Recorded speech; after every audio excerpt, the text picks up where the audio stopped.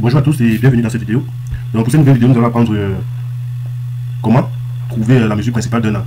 Trouver la mesure principale d'un angle, ça s'appelle un angle orienté. Un angle orienté, c'est un angle tout simplement où le sens de parcours compte. Donc si on prend 45 degrés par exemple, 45 degrés nous donne deux angles orientés. On a pi sur 4 si on parcourt dans le sens positif et moins pi sur 4 si on parcourt dans le sens négatif. Qu'est-ce que ça signifie? Si je prends mon cercle trigonométrique d'Orient 1 comme ça, si le parcours du cercle trigonométrique se fait dans ce sens, alors on aura un angle positif, et si nous sommes dans ce sens, on aura un angle négatif. Donc si je me place là par exemple, là j'aurai 45 degrés, c'est-à-dire pi sur 4, mais si je me place 45 degrés dans ce sens-ci, j'aurai moins pi sur 4.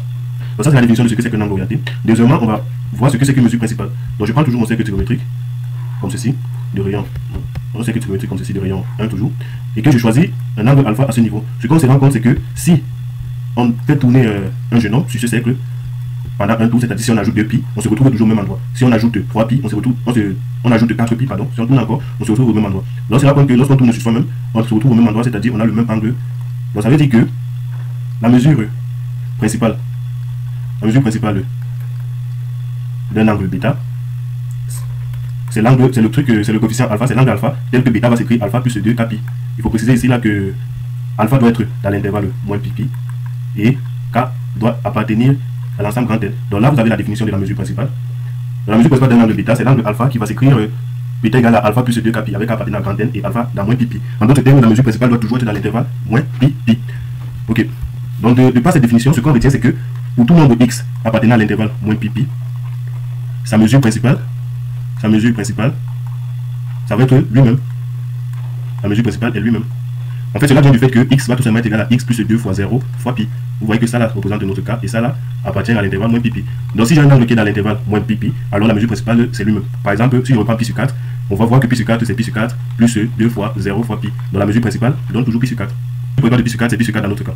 La difficulté se pose en fait lorsque on prend un angle qui n'est pas dans l'intervalle moins pi. Je prends l'exemple de 7 pi sur 3. Si je prends l'angle de 7 pi sur 3, on voit qu'il n'est pas, cet angle n'est pas dans l'intervalle moins pi. C'est un angle qui n'est pas dans l'intervalle moins pi. Et dans ce cas, pour trouver la mesure principale, la première étape, c'est encadrer. On va d'abord encadrer le numérateur par les multiples du dominateur. Par les multiples du dénominateur. Donc on va encadrer 7 tout simplement par 6 et par 9. Ça c'est la première étape. Maintenant pour le point méthode, la deuxième étape, ça va être de reconstruire l'angle. La deuxième étape va être de reconstruire l'angle. En d'autres termes, de cet encadrement, on va reconstruire l'angle de 7 pi sur 3. Donc on va multiplier par pi pour avoir 6 pi, inférieur égal à 7 pi, inférieur égal à 9 pi. Et ensuite, on aura donc 2 pi de ce côté, inférieur égal à 7 pi sur 3, inférieur égal à 3 pi. Donc ça c'est la deuxième étape. Donc la troisième étape, ça va être de réécrire. On va écrire l'angle sous la forme bêta égale à alpha plus 2 kpi, alpha appartenant à moins pi et k appartenant à grand N. Mais il faut préciser ici là que on va réécrire sous la forme de ceci en utilisant, on va reconstruire ceci en utilisant le côté pair. Bon, je sais que c'est pas très clair l'explication, mais je vous montre. Donc dans cet encadrement-ci, on vient se rendre compte que voici l'encadrement du côté pair. Donc ceci signifie quoi? Ceci signifie qu'on va dire que 7 pi sur 3 égale à, je prends le côté pair, donc 7 est égal à 6 et 9 de l'autre côté, donc on prend le côté pair 6, donc c'est égal à 6 pi plus pi divisé par 3. Donc ce qui nous donne donc pi sur 3 plus 2 pi. Donc avec cet encadrement, on vient remarquer qu'on a pi sur 3 qui est la mesure principale. Donc on peut conclure que pi sur 3 est mesure principale. Voilà, pi sur 3 qui est la mesure principale. Donc ici c'est pi sur 3. Donc j'espère que le point de moi a été bien compris. On va faire un autre exemple. Pour cet exemple-ci, on va prendre 11 pi sur 4. Si nous prenons par exemple 11 pi sur 4, on a dit que la première étape c'était 11 pi sur 4. On remarque d'abord que ça n'appartient pas à l'intervalle moins pi. Donc sa mesure principale ne peut pas être elle-même, ne peut pas être lui-même, je veux dire. Dans la première étape, petit 1, donc c'est encadrer 11 avec les multiples de 4. Les multiples de 4 qui encadrent 11, on a 8 et 12. Lorsqu'on veut reconstruire, on se rend compte que ça nous fait 2 pi de ce côté, inférieur égal à 11 pi sur 4, inférieur égal à 3 pi de ce côté. Et on va conserver uniquement la partie paire. Donc on conserve ça, on se rend compte que 11 pi sur 4 n'est rien d'autre que, comme on conserve cette partie paire, on va récupérer 8. Donc ça va faire 8 de pi plus 3 pi, le tout divisé par 4. Ce qui nous donne 3 pi sur 4 plus 2 pi. Ce que nous venons de faire ici, nous venons d'écrire ça sous la forme alpha plus 2 fois 1 fois pi. Donc vous voyez que ça là représente notre cas. Donc on peut conclure que 3 pi sur 4 est mesure principale.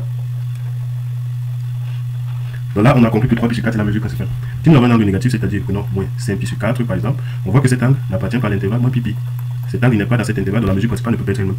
Donc lorsque c'est comme ça, le point méthode c'est d'ignorer le signe.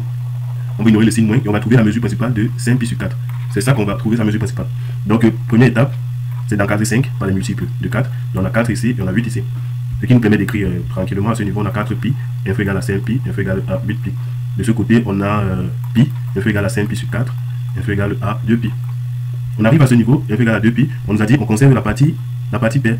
On va conserver cette partie paire ici, et ça nous permet d'écrire que 5 pi sur 4 n'est rien d'autre que 8 pi moins 3 pi, au numérateur divisé par 4. Ce qui nous permet d'écrire moins 3 pi sur 4, plus 8 divisé par 4, ça fait 2 pi. Donc on voit que, je vais tracer tout juste ce trait ici pour séparer. Donc on voit que 5 pi sur 4, 5 pi sur 4 égale à ça, et là on remet, on va dire remettre le signe moins. On va remettre le signe moins et écrire cette fois-ci moins 5 pi sur 4 égale à 3 pi sur 4 plus 2 fois moins 1 fois pi. Et on peut conclure donc que la mesure principale de moins 5 pi sur 4 c'est 3 pi sur 4. C'est ça qui est mesure principale. Donc ça devient la mesure principale de moins 5 pi sur 4. Donc ça c'est le cas des nombres négatifs. Et je vous donne aussi pour terminer une règle générale qui dit tout simplement que la mesure principale des nombres, la mesure principale des angles pairs, est 0. En effet, si je prends par exemple 8 pi, je vais me rendre compte que 8 pi c'est 0 plus 2 fois 4 fois pi. Donc on voit bien que sa mesure principale c'est 0. Et la deuxième remarque, c'est que la mesure principale des impairs, la mesure principale des angles impairs est pi. En fait, si je prends 9 pi, je vais me rendre compte que c'est égal à pi plus 8 pi, c'est-à-dire égal à pi plus 2 fois 4 fois pi. Donc on voit bien que sa mesure principale dans ce cas, c'est pi.